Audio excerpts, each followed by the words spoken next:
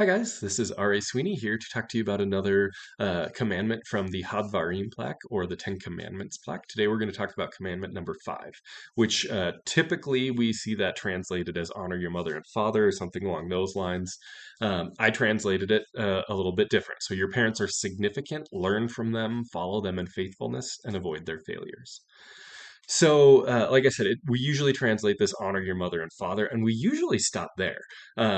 This is, I think, the longest of the commandments because it's in Exodus and then again in Deuteronomy. It's really tied with this idea of extending your life. Like you do this, and your days will be long in the land. Which is a weird thing. Like, how does me honoring my parents produce a longer life for me, or give me more time, or however I want to interpret that? It's kind of a weird deal. And when we think through the scriptures as a whole, the thing that really promises life like this is wisdom.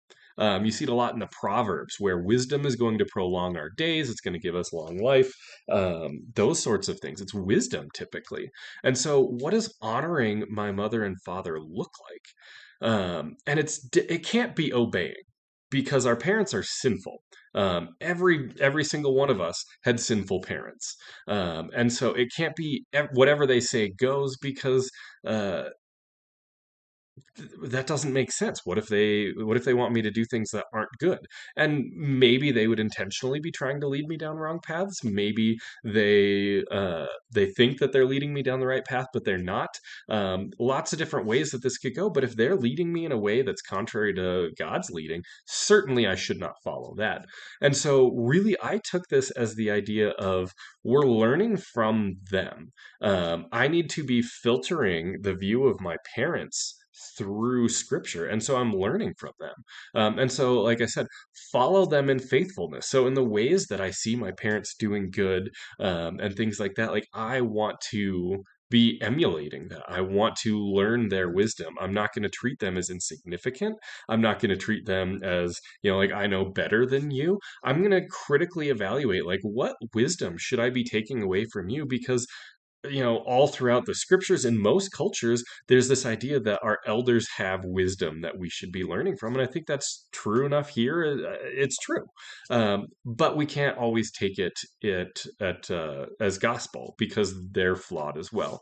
So we learn from their faithfulness, we emulate that faithfulness, but also if I see, say my father were an alcoholic, he's not, but say that he was, and I see the destruction that causes in his life, what's more honoring for me to say I should be like my dad here and I should follow in his footsteps, or that I should say I see that this sin ate my dad's lunch. So I need to avoid that and I need to learn from those mistakes, and I'll try to do better than him because he unfortunately didn't have this wisdom and he got ensnared by this problem. And so to honor him, I'm not going to do those things. And so I think it's both.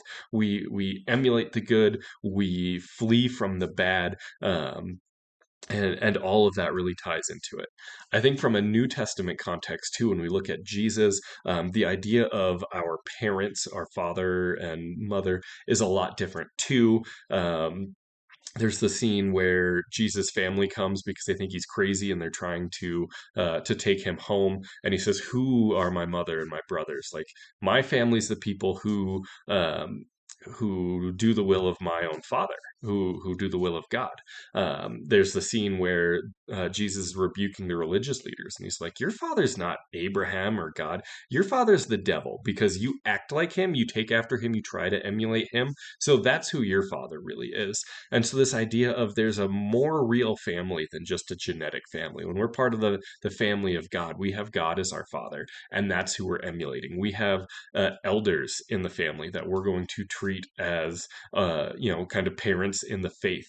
And so that's really who we want to emulate as well too. We're honoring them by continuing their tradition of walking with God and building God's kingdom. So all of that really goes into this, in this idea of there's this wisdom in those that have come before, those who are older than us, more experienced than us, and we want to learn from it. We want to do the right thing with it and apply wisdom to how we relate to those things. And that's what's going to bring life to the land. So that's what I had for the fifth commandment. I hope it was a blessing. Thanks.